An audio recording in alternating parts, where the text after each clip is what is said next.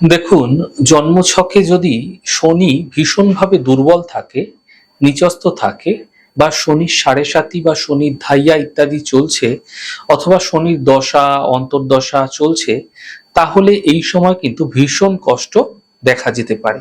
এই সময় এনার্জি কিন্তু দেখবেন পুরো লস করে দেয়। এই সময় আপনার কোনো কিছু করতে দেখবেন ভালো লাগছে না, সমস্ত কাজে একটা লেথার্জি ভাব দেখতে পাবেন।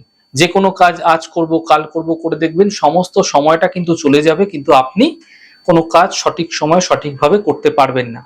অর্থ তো আসবে, কিন্তু অর্থ আপনি রাখতে পারবেন না। দেখবেন কোনো না কোনোভাবে অর্থ আগের তুলনায় খুব বেশি খরচ হয়ে যাচ্ছে, অর্থাৎ কোনো না কোনোভাবে অর্থ কিন্তু বেরিয়ে যেতে দেখতে পাবেন, থাকতে চাইছে না অর্থ। বিশেষ করে শরীর এবং মনের মধ্যে বিশেষ খারাপ প্রভাব কিন্তু দেখা যায়। অর্থাৎ মানসিক জায়গাটা ঠিক থাকবে না, শারীরিক ক্ষেত্রেও কোনো না কোনো অসঙ্গতি হঠাৎ করে তৈরি হতে আপনারা দেখতে পাবেন। সাধারণত কি হয়, শনির যাদের সাড়ে সাতি চলছে, ধাইয়া চলছে, তাদের ক্ষেত্রে এমনটি কোনো না কোনো ভাবে হয়েই যায়।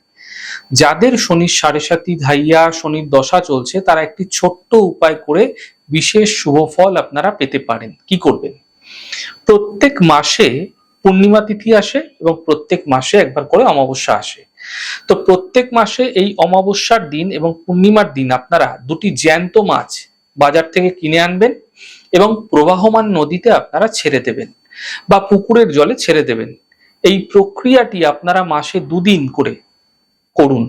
আপনারা যে কি অভূতপূর্ব ফল পাবেন, আপনারা নিজেরাও কল্পনা করতে পারবেন না। দেখবেন যে কাজে ক্রমাগত বাধা আসছিল, সমস্যা আসছিল, ঝঞ্ঝাট আসছিল, সব কাজ পেন্ডিং হয়েছিল, সেই সমস্যা কিন্তু দূর হতে আপনারা খুব দ্রুত দেখতে পাবেন।